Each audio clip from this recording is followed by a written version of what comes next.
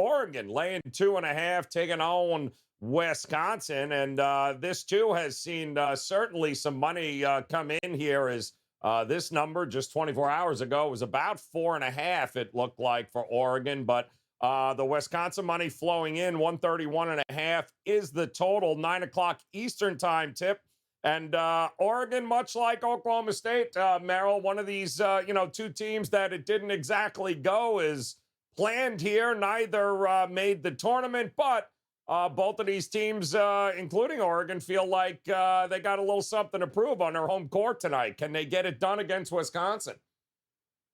Yeah, and Oregon's a team, Joe, you really had to worry about the letdown because they'd won 4 straight games Mm. until they lost on that Friday to UCLA in the conference tournament. And they got blown out, obviously, by 19. But you do wonder if they beat UCLA in that game, do they get in the big dance? Obviously, they'd be in a position where they can still control their own destiny the next day in the finals. So that was a tough way to go out, 4 straight wins and then lose to a team that maybe gets you in. But they didn't show any letdown. They come back last Wednesday in their first game against Irvine. They beat them by 26 points at home as just a 7-point favorite. Come right back and cover by 14 against Central Florida as just a 2-point favorite. I mean, the odds are basically saying Central Florida is the better team in that game. So, yeah, Oregon is tough to fade right now. And something to keep in mind with both games we've talked about, all the teams that we've talked about, all 4 teams have played every NIT game at home. So it's the first time that Wisconsin or North Texas has to travel, whereas Oregon, Oklahoma State stay home for the third straight. I think that's a little bit of an edge. But Oregon's defense has been really good in the NIT, 30 and 30.5% allowed. Um, the defensive matchups here, I think, favor both sides. And then on top of that, Wisconsin plays extremely slow. They're not North Texas slow, but they play slow, 342nd out of those 363 teams. We saw those NCAA tournament games go under Thursday, Friday, and Saturday. Teddy and I talked about this yesterday on WagerTalk today. Huge adjustment on Sunday. Every game moved at least 2 to 4 points lower. Some of them landed right in the middle. We've seen money coming in the under in most Sweet 16 games. So I think we're seeing that in the NIT as well. That North Texas game dropped 3 points. This game has also dropped 3 points. But I think there's still some value under 131.5 between Wisconsin and Oregon tonight.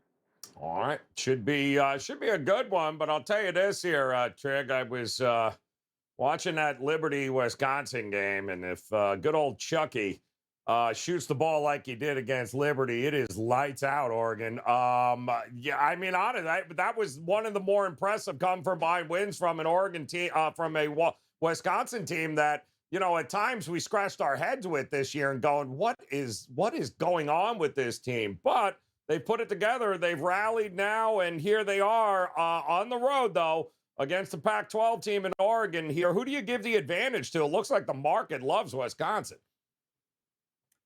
Well, Joe, the market's doing what it's done so far 3 straight times in Oregon games, Mm. and it's just and it's basically as soon as Oregon's 3 starters get confirmed out, which they've been out this whole tournament, the market moves against Oregon. Now, that it hasn't really been a bad thing for Oregon because I think Oregon's actually the most motivated side in this tournament. They've basically had bench guys getting starting minutes. So it's Will Richardson, Jermaine Cousinard, and Fali Dante have been out this whole tournament. So make sure you know that before you bet this game, is those 3 guys have been out all tournament. And essentially what's happened is there's 6 guys that have not been the focal point of this team all season getting to play. And so from a motivation standpoint, Oregon has looked more into this tournament than any team out there, right? I mean, they've been Altman's clearly coach. He's been a madman on the sidelines. They've been Mm. playing a 6-man rotation, and they look very, very motivated. Now, they're probably in a bit of a step up in class here because I don't think Irvine and Central Florida are typically that good. But I'm going to go back to the total here as well. I agree with Steve. I still think there's value to the under. And here's the reason why. Without Richardson, without Dante and Cousinard against Wisconsin, a team that's still like a top 25 defense in the country there. I believe they're 27th in adjusted defensive efficiency this year. Like this Wisconsin defense is a much better defense than what Oregon has played in this tournament so far. I mean, Irvine and Central Florida have decent defensive metrics, but they do it in the Big West and the AAC respectively. That is nothing compared to the teams that Wisconsin played, and Wisconsin played a great non-conference schedule. So Oregon's going to have a tougher time to score here. That being said, Steve Merril already referenced Oregon's played extremely hard on the defensive end, and they're going to face a Wisconsin offense that is dreadful, that has been horrible all season. You basically pointed out, Chucky having to hit shots in that game. Yeah. But if he doesn't, Joe, if he doesn't hit those shots, they're probably in trouble because they don't move the ball at all, and they're outside the top 300 in points per game, or I'm sorry, yeah, field goal percentage. Mhm. So they do shoot the three. Okay, they're terrible from the free throw line.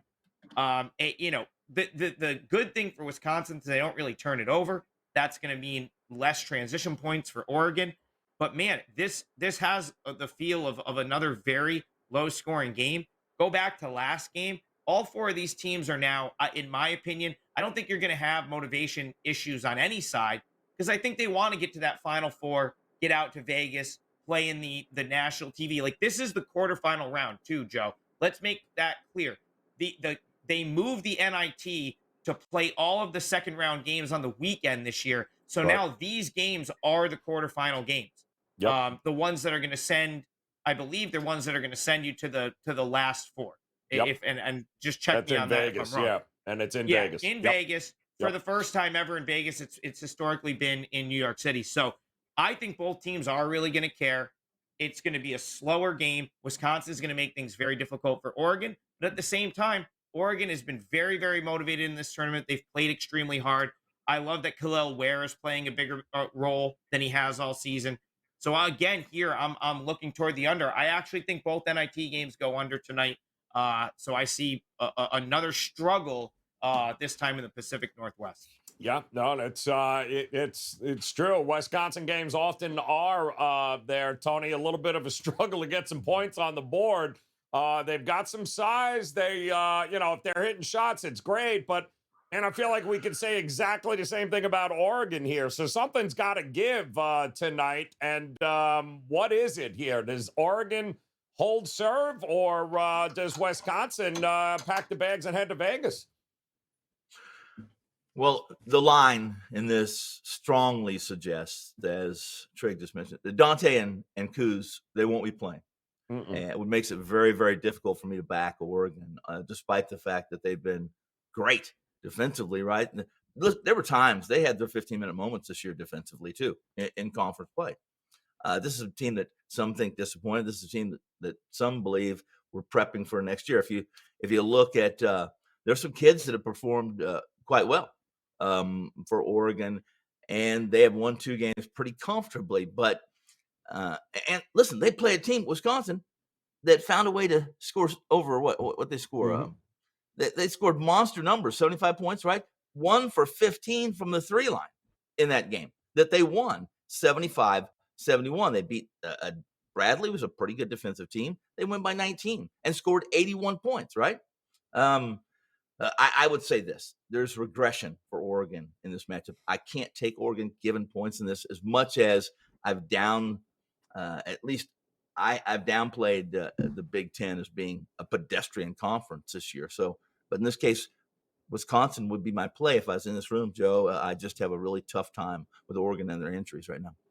So I will say this, though. You got Wisconsin. 5 of their last 6 losses have come either in overtime or have been decided by 2 or less. So this is not a team that gets blown out by any stretch of the imagination. So it'll be intriguing tonight as Oregon and Dana Altman hosting Wisconsin. And at stake, of course, is a trip to Vegas for what will be a very interesting final opportunity for these teams to be crowned an NIT champ. Now,